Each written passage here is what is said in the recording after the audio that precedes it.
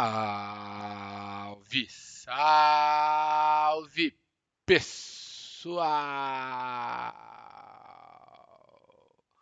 Sejam muito bem-vindos a mais um estudo de mercado. Sem muitas novidades por hoje, afinal de contas, o nosso Ibov segue no mesmo lugar, né? A gente tem aí o 135 como um ponto interessante para trabalhar vendido, tá? Assim como o 129, 126, 127, um ponto interessante para trabalhar comprado. O que vocês têm que ter em mente, tá, pessoal? Quando a gente vem para o mini índice e a gente olha essa dinâmica que está emplacada aqui, pessoal, isso aqui tem uma pressão enorme nessa região, uma pressão enorme nessa região. E é muito possível que essa pressão vá fazendo isso daqui, ó, né? Que ela vá se afunilando, tá?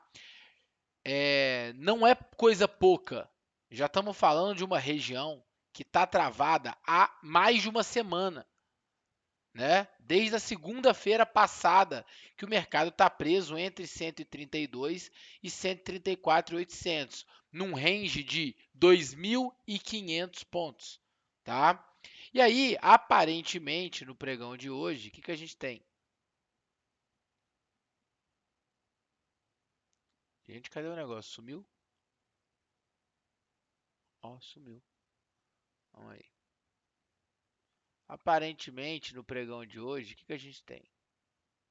A gente tem isso aqui, ó. Pronto. Ó, aos 5 minutos do índice hoje, o que é?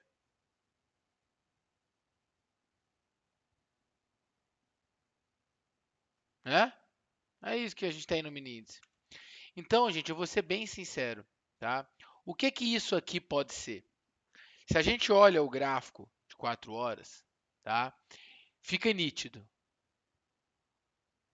Provavelmente a gente está falando de uma região de base.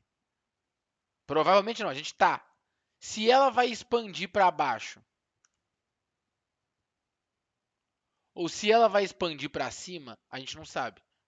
Só que a gente só vai, o certo é a gente só tentar pegar uma movimentação após essa expansão.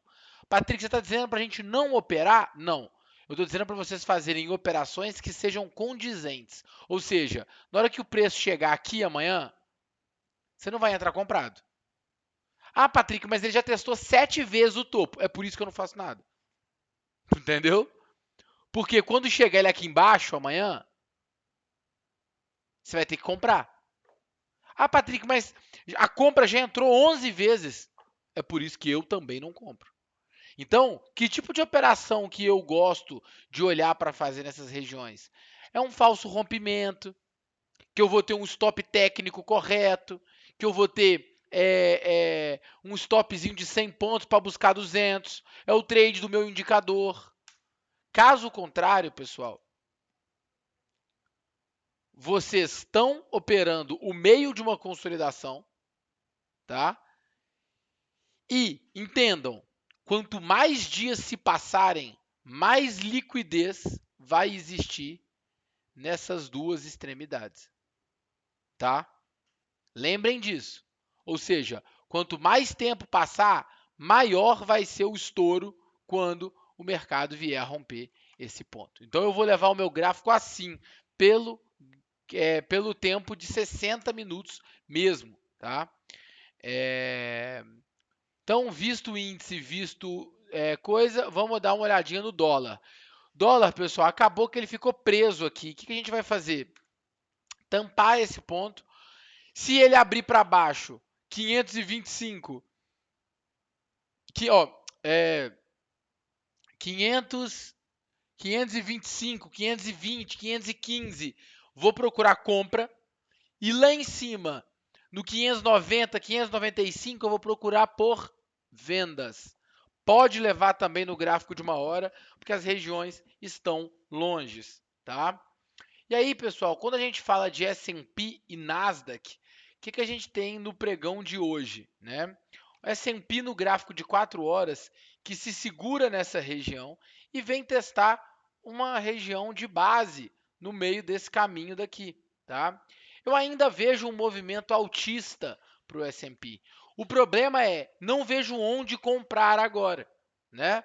Eu prefiro procurar compras, mas não vejo aonde comprar aqui ainda agora, porque pelo gráfico de 1 hora, eu acho que é um pouco de ruído, né? A gente tentar comprar aqui nessa região, tendo em vista que o 6.300 não rompeu o topo anterior, né? Então, acho que mais um pregão aí, que as boas oportunidades vão surgir à medida que a gente tiver a negociação, à medida que a gente tiver a negociação de Londres e da Ásia aberta, tá bom?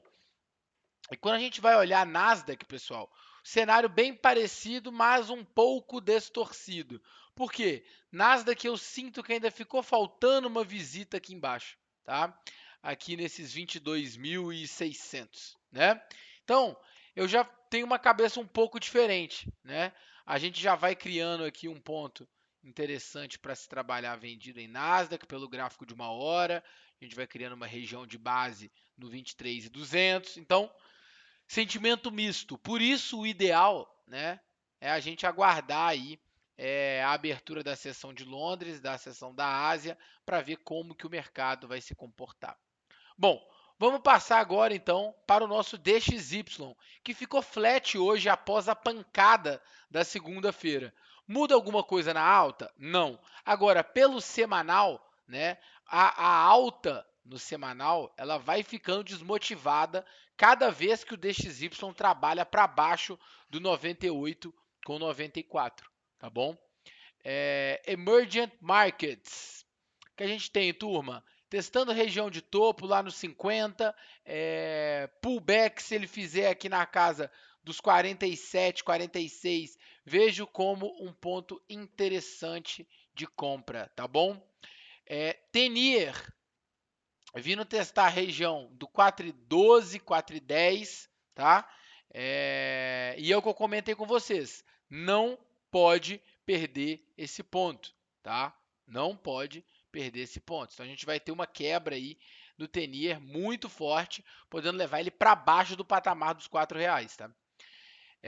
VIX, tranquilo na casa dos 17, não é lá aquele 15 da semana passada, mas nada a se preocupar. Um EWZ flat, mas ainda trabalhando abaixo dos 27.